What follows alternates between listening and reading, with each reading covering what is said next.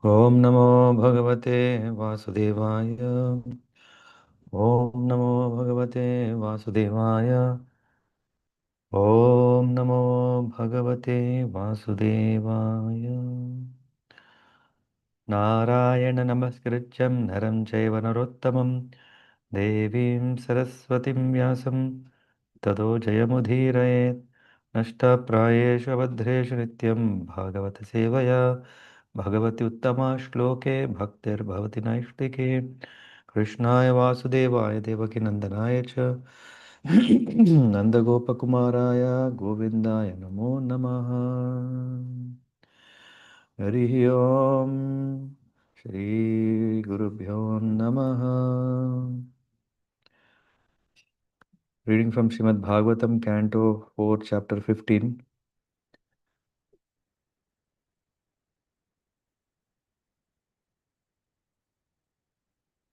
King Pṛthu's appearance and coronation.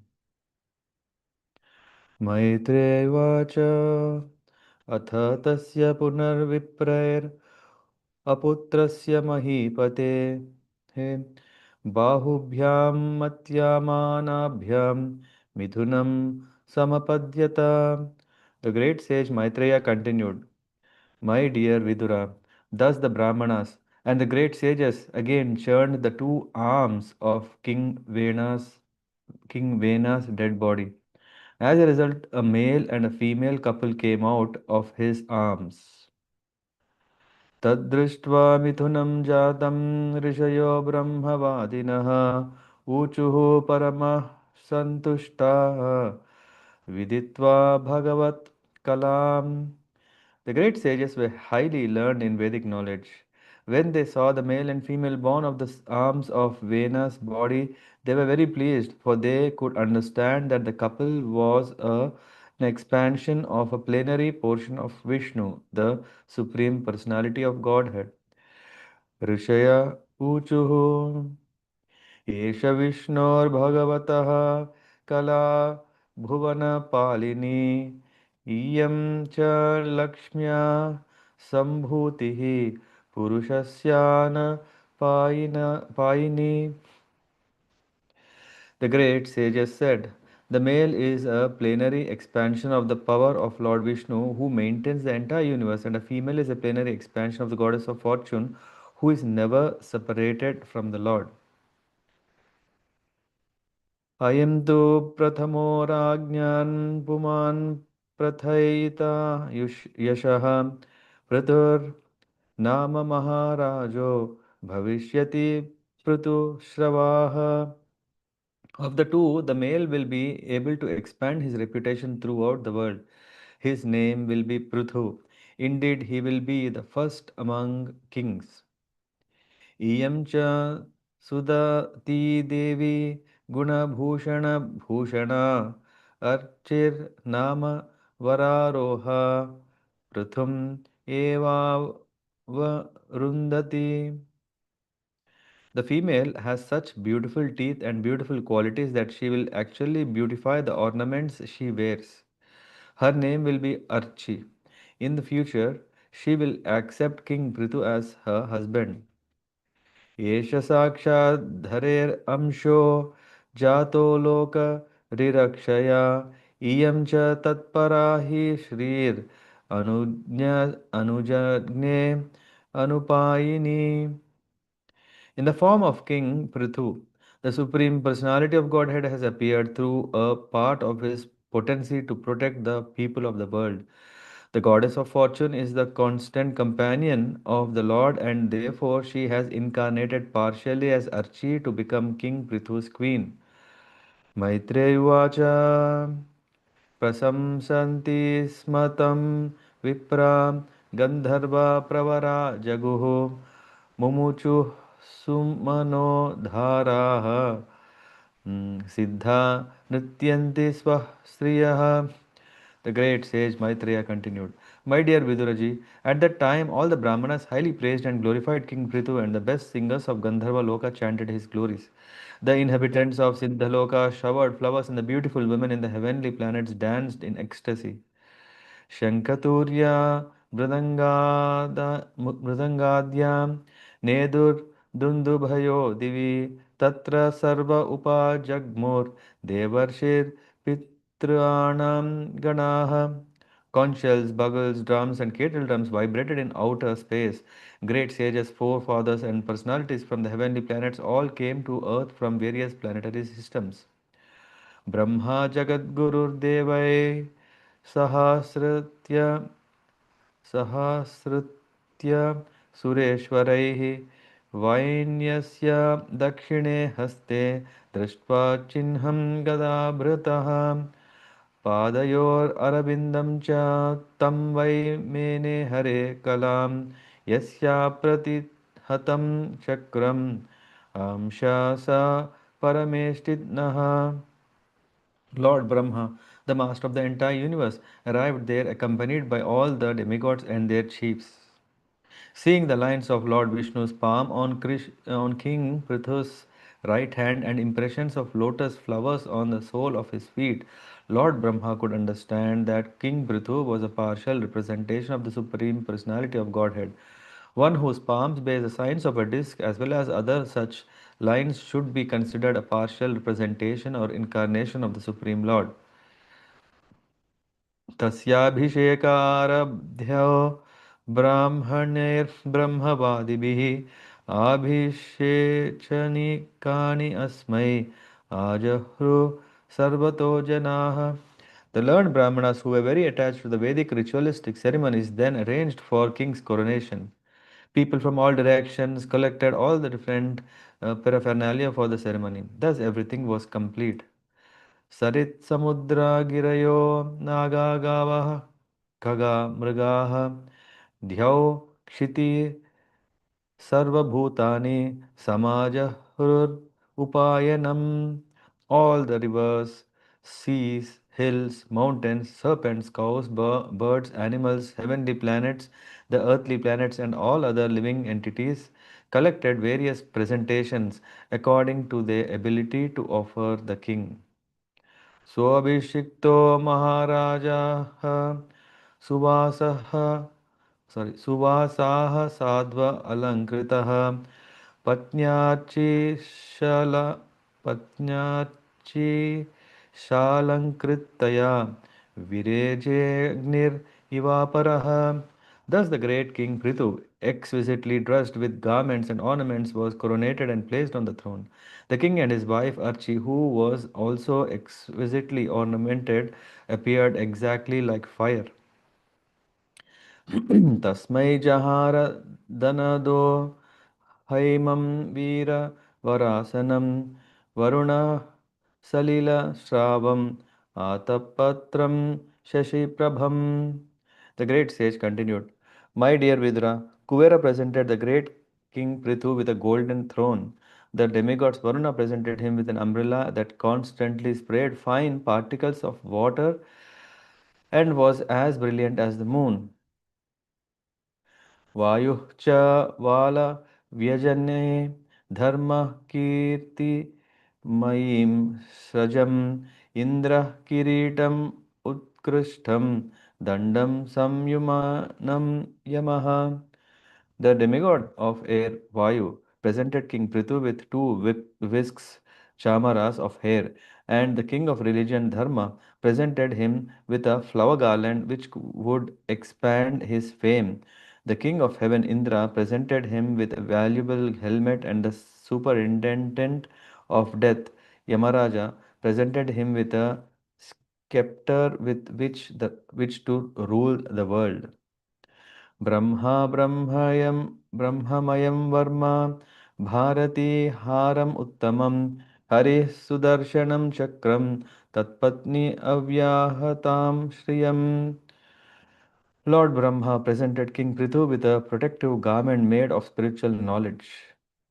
Bharati, Saraswati, the wife of Brahma, gave him a transcendental necklace. Lord Vishnu presented him with a Sudarshana chakra, and Lord Vishnu's wife, the goddess of fortune, gave him imperishable opulences. Dashachandram asim rudraha shata chandram tathambika somo mrityamayan ashvyams tvashta rupashrayam ratham. Lord Shiva presented him with a sword within a sheath marked with 10 moons, and his wife, the goddess Durga, presented him with a shield marked with 100 moons.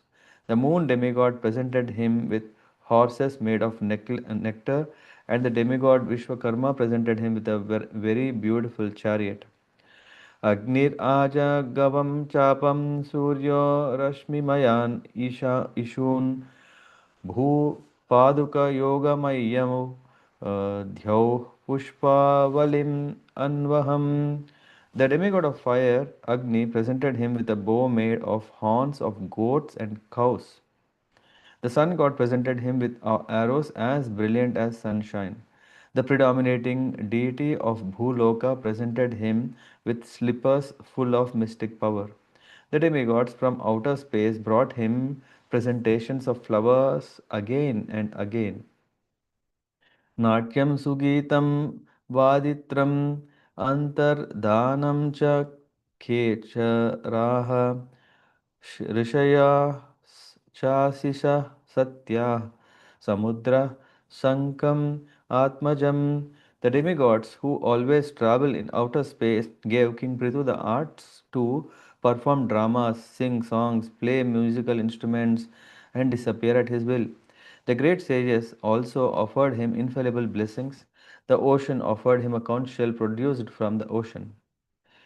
सिन्धवः पर्वता नद्यो रतवीथिर्महात्मनः सूतोऽथ मागधो वन्दी तं स्तोतुम् उपतस्थिरे. The seas, mountains, and rivers gave him room to drive his chariot without impediments, and a Suta, a Magadha, and a Vandi offered prayers and praises. They all presented themselves before him to perform their respective duties. Stavakam stam abhipretya pruturvainya pratapavan mega nihridaya vacha parhasan idam abhravit. Thus, when the great powerful King Prithu, the son of Vena, saw the professionals before him to congratulate them. He smiled, and with gravity of vibrating sounds of clouds, he spoke as follows. Prithuruvacha Bho Suta He Magada Saumya Vandil Loke Danu Loke Duna Spashta Gunasya Me Syat Kim Ashtayo Me Sthava Esha Yogyatam Mam Mai Abhuvan Vitatagiro Vayaha. King Prithu said, O gentle Suta, Magadha, and other devotee offering prayers, the qualities of which you have spoken are not distinct in me. Why then should you praise me for all these qualities when I do not shelter these features? I do not wish for these words and meant for me to go in vain, but it is better that they be offered to someone else. Tasmat parokshe smad upasruttani alam करिष्यते श्रोतुम् अपाच्य वाचा सत् उत्तमश्लोकगुणानुवादे जुजुप्सितं न स्थवयन्ति सभ्याः. O gentle reciters, offer such prayers in due course of time when the qualities of which you have spoken actually manifest themselves in me. The gentle who offers prayers to the Supreme Personality of Godhead do not attribute such qualities to a human being who does not actually have them. Mahad gunan atmani kartum isha kah stavakai stavayate satopi te syad bhavishyam iti vipralabdho janavahasam kumatir naveda. How could an intelligent man, competent enough to possess such exalted qualities, allow his followers to praise him if did not actually have them? Praising a man by saying that if he were educated, he might have become a great scholar or great personality is nothing but a process of cheating. A foolish person who agrees to accept such praise does not know that such words simply insult him. प्रभवो हि आत्मनः स्तोत्रं जुगुप्सन्ति अपि विश्रुताः ह्रीमन्तः परमोदाराः पौरुषं वा विगर्हितम्. A person with a sense of honor and magnanimity does not like to hear about his abominable actions. A person who is very famous and powerful does not like to hear himself praised. वयं तु अविदितालोके सूताद्यापि वरीमभिः कर्मभिः कथम् आत्मानं गापयिष्याम बालवत्. King Pṛthu continued, my dear devotees, headed by the Suta, just now I am not very famous for my personal activities because I have not done anything praiseworthy you could glorify. Therefore, how could I engage you in praising my activities exactly like children? Hare Krishna. Thus ends this chapter 15 from the Canto 4, entitled King Pṛthu's Appearance and Coronation. Hare Krishna. Hmm. So here we can see that the sages, what they have done is, yeah, they understood, okay, the Brahmanas and the great sages, they have again churned, and not this time from the thighs, yeah, but rather from the hands. We know that hands help one to perform karma. Yeah, we may say, okay, the legs are also helping one, but usually it is that the hands are they are also called kara, which helps one to perform the activities. And this time, what happened is they have churned the two arms of King Vena's dead body. As a result, as a result of that, a male and a female have appeared. So in that further, I mean, purports in the second verse, Prabhupada is mentioning the method adopted by the great sages and scholars who were learned in Vedic knowledge was perfect.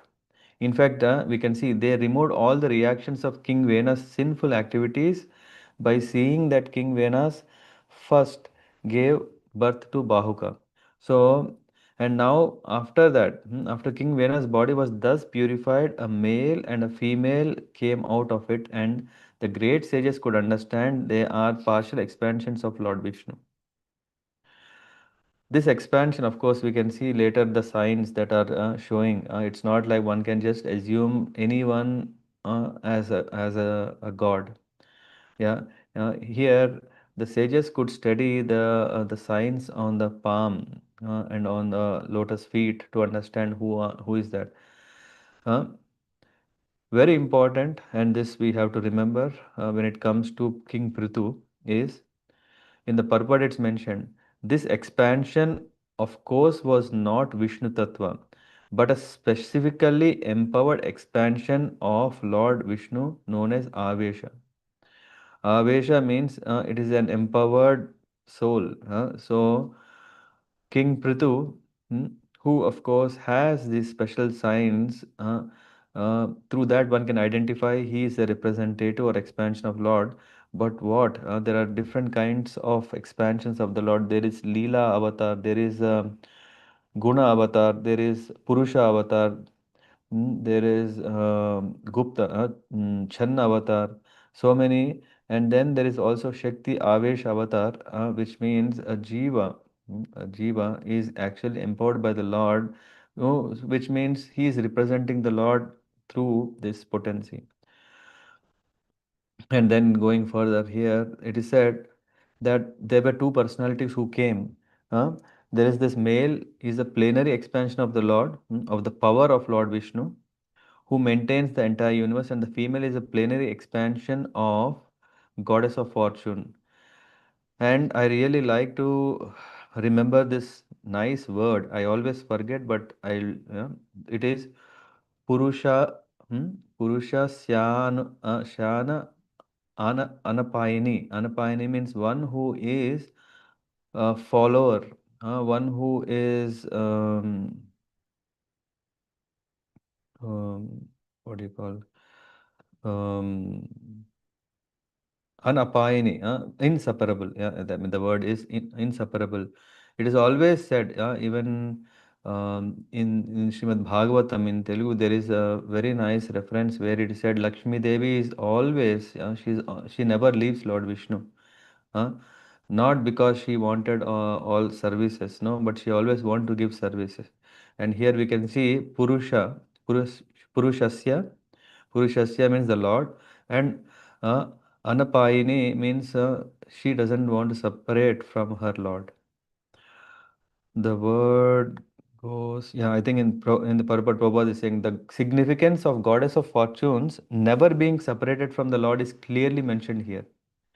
In fact, I was reading in that context, Sri Ramanujacharya is translating this and glorifies Mother Lakshmi's position so much, and this word I also came across in Ramayana, where Mother Sita is never separated from Lord Ram, even when, yeah, we know this Ravan comes to take away Sita. Even at that time, Sita is always still with Ram.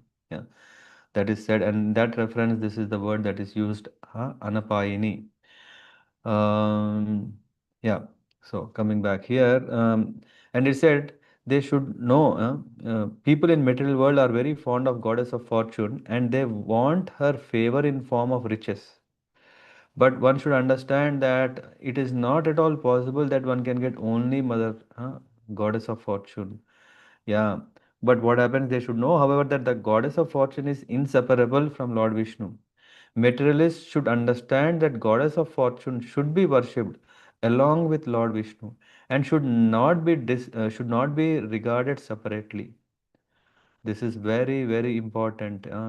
Yeah, because it is not something that, that even Mother Lakshmi appreciates that she is worshipped separately. Materialists seeking the favor of Goddess of Fortune must first worship Lord Vishnu and Lakshmi together to maintain material opulence. If a materialist follows the policy of Ravana, who wanted to separate Sita from Lord Ramachandra, the process of separation will vanquish him. This is also sometimes we see that some are very, very fortunate. Why? Because they are blessed by Lord Goddess Lakshmi. But she is not going to stay long because Mother Lakshmi's name is also called Chenchu or Chenchala, which is flickering, or it is that mother. I mean, there is whole in Padma Puran one can see how why she is called Chanchala or why she is called Chenchu Lakshmi. There is a curse. No, not a curse. Sorry. This, in fact, this is also the trigger for Lord to appear as Lord Balaji. Yeah, this is mentioned in Padma Puran. And Mother Lakshmi also leaves from Vaikunta. Why? Because she thinks, oh, I have in, I have, I could not tolerate Bhrigu, because he has hit straight on your chest, and that is my place. And when she was so much disturbed at that time, Lord, that is also, yeah, addresses as Chanchala, that she goes to Bhuloka where she can do tapasya. Yeah, she herself nominates voluntarily to go, and she covers herself into a lotus flower to do tapasya so that she can again recover. She can be free from what she has offended Bhrigumuni. And Lord Balaji, Venkateshwara Swami, he says, yeah, when I come, I will give you a signal, then you will come back to me and join me. I don't know. I mean, someone may know even more details. There is a, I mean, when I was in, I mean, 2003 or 4, I heard a series from the Padma Puran about Venkateswara Swami, yeah, from Atma Tattva Prabhu. Yeah, I don't know if it is still existing, and one can go and hear. It's in two sessions. Okay, again, coming back here, we can understand that Ravana had the spirit of enjoying only Sita, and that was not possible. It only destroyed him. Those who are very rich and have taken favor of goddess of fortune in this world must engage their money in the service of the Lord. So the best way, it is not that we are not discouraging one to accumulate wealth, but what is the purpose of that wealth is to engage, just like how Lakshmi Devi is serving Lord Vishnu. Similarly, her expansion in the form of opulences should be engaged in the service of the Lord. In this way, they can continue in their opulent position without disturbance. What is the benefit that they get? Because the Lord is appreciating such a devotee who is really rightly using his wealth properly in the service of the Lord will always manifest his mercy upon such person. We can see when Srila Prabhupada went to the US, it was that he had almost nothing, and from there he started, and then he is able to establish so many centers all over the world in such a level and scale. How is it possible without so-called material wealth? It is possible only, by that, and that is actually granted by the Lord. And now comes very important. The first of these two, the male child is named as Pṛthu. His name will be Pṛthu, and indeed he will be the first among kings. What does that mean? Means he is best. Thus, the saintly persons and great sages predicted the future of activities of King Pṛthu, who was already explained as partial incarnation of plenary expansion. So here we can see that. Mm, the example given here is Sachipati. Sachi is wife of Indradev. It is compared here that there are different types of incarnations of the Lord. In the Shastras, it is said that Garuda, the carrier of Lord Vishnu, and Lord Shiva and Ananta are very powerful incarnations of Brahman feature of the Lord.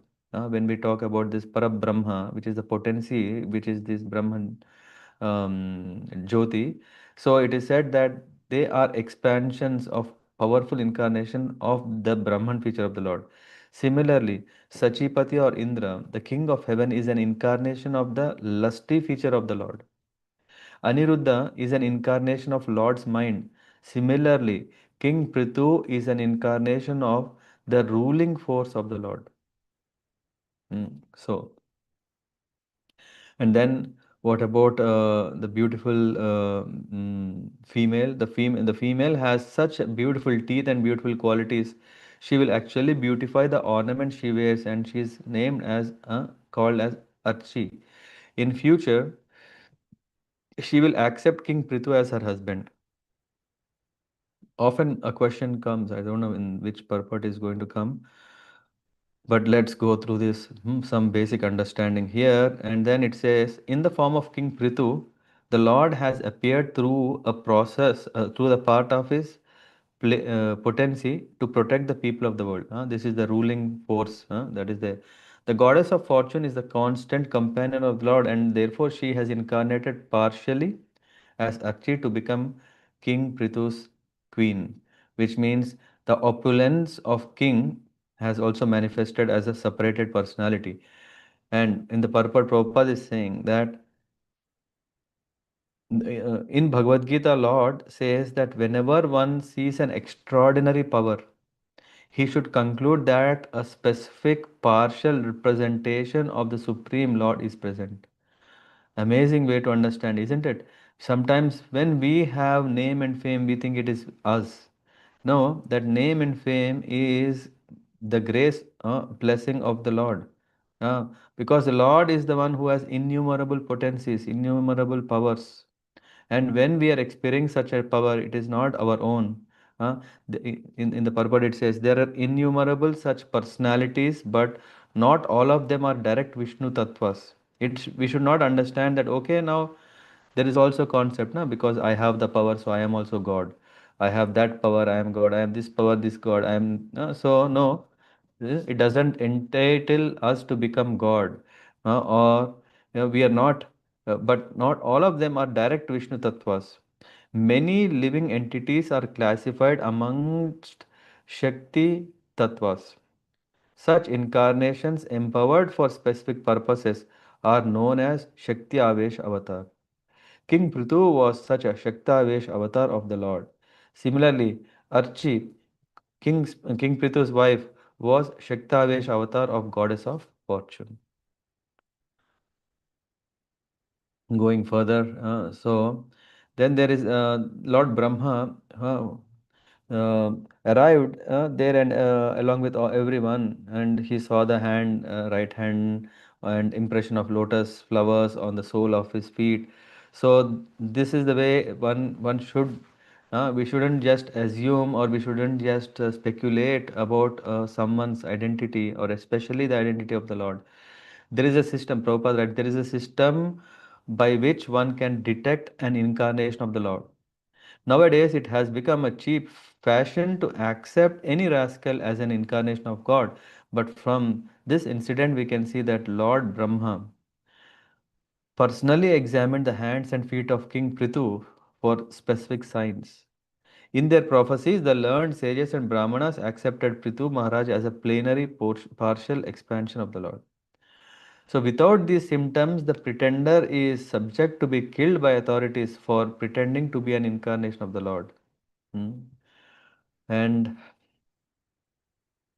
and then there is all who have given what all the, and then the sages continued and they said, Kuvera has presented King Prithu with a golden throne. Yeah, and let me quickly go through this. Yeah. So, and there is this Varuna who has given umbrella which sprays fine particles. Yeah, this reminded me of these days fans. What do you call this? Which are having this, that when they are on, there is a small tube which will throw some water and then it comes as a small particles for a relief, yeah, from the heat. And yeah, so in short, yeah, I'll go directly to verse 21. Yeah, because all are yeah, and then verse number 22. Mm. And Prithu is saying, Prithu Maharaj is saying, I haven't yet displayed the qualities that you are saying. It looks like you are glorifying for nothing, and it's actually a kind of insult. Here, the prayers and praises by Suta, Magadha, and Vandi explained the godly qualities of Maharaj Prithu, for he was a Shakti Avesh avatar. Because the qualities were not yet manifest, King Prithu very humbly asked why the devotees should praise him with such words. King Prithu desired that his real characteristic in future might justify such words of praise. Although there was no fault in the prayers offered, Prithu Maharaj indicated that such prayers should not be offered to an unfit person who pretends to be an incarnation of the Lord. Hmm. So, and he said, okay, the gentle who offers prayers to the Supreme Lord do not attribute such qualities to a human being who does not actually have them. So this means one shouldn't just flatter. One should just not take opportunity and make something very artificial to glorify for some own benefit. If a man who does not factually possess the attributes of a great personality engages his followers in praising him with expectation uh, that such attributes will develop in future, that sort of praise is actually an insult. And forget about insult, even such a pride can harm. In fact, he said, a foolish person who agrees to accept such praises does not know that such words simply insult him. So one shouldn't become a fool by thinking he is great and uh, and glorifications, thinking everything is for him. So, verse 25 says, a person who is with a sense of honor and magnanimity does not like to hear about his abominable actions This is what, na? A person who has Atma Abhiman and one who has this magnanimity. Or let's see, what is the word? The word used here is Prabhavaha Atma Stotram. Yeah, Stotram, one who is praised, and yeah, Parama Udara. Udara means one who is very generous, yeah, and also one who is magnanimous, yeah, that his heart is so open, broad for giving himself. So, as a person with sense of honor and magnanimity, he does not like to hear about his abominable action, right? Because he thinks, oh, what will happen? My name and fame. And a person who is very famous and powerful does not like to hear himself praised. That is the quality. And finally, Pṛthu Maharaj is saying, my dear devotees, just now I am not very famous for my personal activities because I have not done anything praiseworthy. You could glorify, he says, you could glorify, uh, what did I do? Nothing. Therefore, how could I engage you in praising my activities? Exactly like children. Huh? Just like when child is praising, what is the value in it? So we just say, hey child, keep quiet. You don't know. Huh? So saying, and then still the bards still continue to glorify because it is their duty. It's a sense of gratitude because yeah, he is not ordinary. He is the king. The glorification are not something flattered. These are real glorification, and it is the way that they are showing their uh,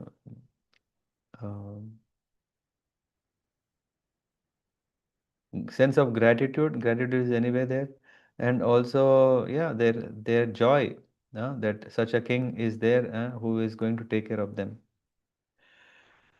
Okay, stop here. Thank you.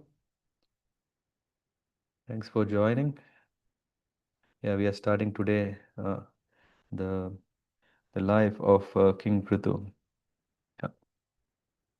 We'll take, I think there are, yeah, 8 or 9 chapters. I don't know. Let me see. But yeah, it gives. We are in 15th, and oh, Puranjana is there, na? Okay, okay. Then we are talking about Puranjana comes. Okay, I think eight. Let me see. Chant 23. Yeah, 23, 23. We are in 15, 23. So 8 chapters. Yeah. Thanks for joining. Let's continue to hear the glories of the King Pṛthu and understand how to lead our life and lead others' life. Because eventually we come to that stage where we take the responsibility of others' life and drive ourselves in right path and also help others drive their own journey. So qualities of Pṛthu Maharaj should inspire us and also help us to understand. Yep, thank you very much. पंचकल्पतरुभ्यश्च कृपा सिन्धुभ्य एव च पतितानां पावनेभ्यो वैष्णवेभ्यो नमो नमः। ग्रंथराज श्रीमद्भागवतम की जय। श्रील प्रभुपाद की जय। हरे कृष्ण।